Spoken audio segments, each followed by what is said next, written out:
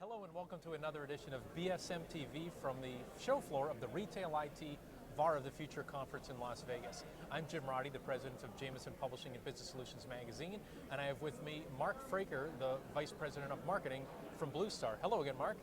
Good afternoon, Jim. How are you? Wonderful. Always a pleasure to talk with you. Fantastic show. Thank you. For your first one, great job, great turnout, and the topics have been wonderful. Well, thank you. I'm glad to hear you say that because you and I have talked for years about this channel, and I'm curious what has jumped out to you so far. Any themes that either are really resonating with you or that kind of surprised you?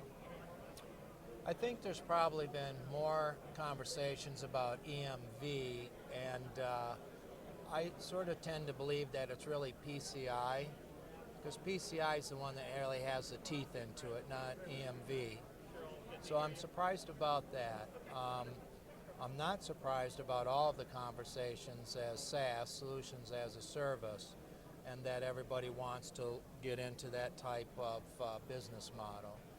I think the other topic that's come up quite a bit are, what are the new revenue streams that are out there and available for the various resellers. So it's been I've taken a lot of notes, let's put it that way, so it's been very good for me. Good, well hopefully more notes to come from you. Yes. So for the as a service business model, I mean, it was 5 years ago we were talking about it. It seemed like a lot of point of sale resellers didn't care that much about it, or didn't really want to pay attention to it. But now we had a standing room only session for the breakout that BlueStar participated in with as a service. And I guess, does it make you feel good in terms of, I guess one other thing you and I have talked about historically kind of off the record is resellers and the valuation of their business. And so the managed services model can really make it a viable business where they can go buy maybe somebody else instead of somebody swooping in and rescuing them. I guess your take on the maturation that we've seen so far and the response to the as a service business model. 2-3 years ago, I probably only could have given you 3 or 4 names of value-added resellers that were actually out pursuing the SaaS model and the reoccurring revenue stream and bringing it into their business and making it their main business and the traditional sale down. I think where everybody's sort of missing the point on this, though, is this factor.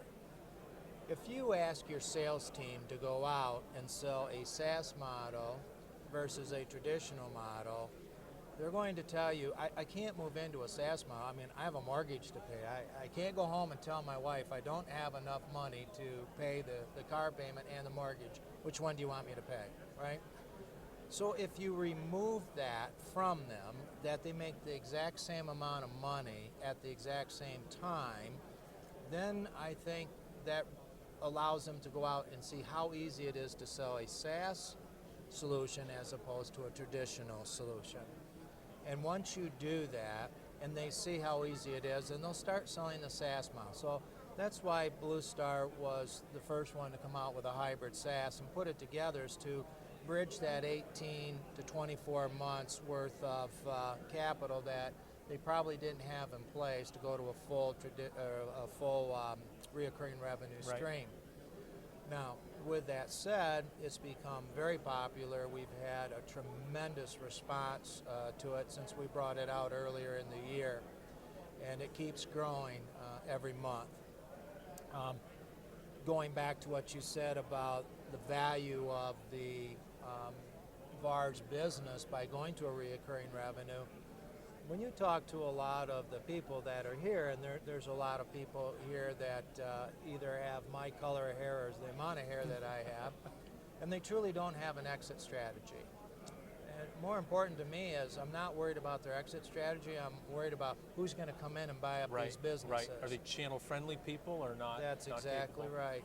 So if you're going to attract the new entrepreneurs, you have to have a business model that they are familiar with, and reoccurring revenue they're very familiar with, because that's what they grew up with the phone companies and the carriers and everybody else.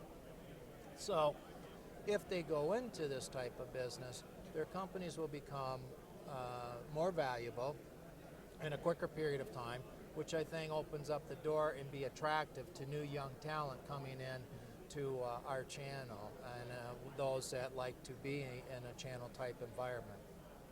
So I'm very excited about the SaaS model and all the talk and conversation about it. I think you folks at BSM have done a great job framing that out and asking the right questions to the right people. And I think, on the other hand, you have the right audience here to hear it. Yeah. Well, thank you. So for channel sustainability, thank you very much, because we always got to have someone here tomorrow to sell to. Well, thank you. My last question for you is hybrid SaaS. Do you see, I guess maybe an analogy could be training wheels, like it's helping someone with training wheels, so it's not like, hey, hop on the bike and push them, push them down. Do you see the training wheels ever coming off, or is that just a longer term proposition, or is it more, hey, we'll see whatever happens. If the hybrid SaaS is a thing that lasts 5, 10, 15 years from now and they never transition to financing it on their own, how do you see that? Can you help us see around that corner? Sure. So in our hybrid SaaS model, at the end of 3, 4, 5 years, whatever the term is, all that hardware, software, everything comes back and either gets destroyed, or it might go to a educational facility in an underprivileged country where maybe children need a computer lab or something like that. But it's not going back into the market. This way, people are getting brand new hardware, brand new software, with all the new bell and whistles to move forward. And I think that makes it easy for someone to go out and sell that this is going to keep going down the road. When you allow people to have that chance to go in and know what their business model and their cash flow is going to be year after year, it obviously puts them in a better position. But in order to get there, this is a 5-year plan, because the first couple of years is, can we get people to sell the SaaS model, the salespeople, not the VAR owners, but their sales teams, to go out and sell it, see how easy it is to sell.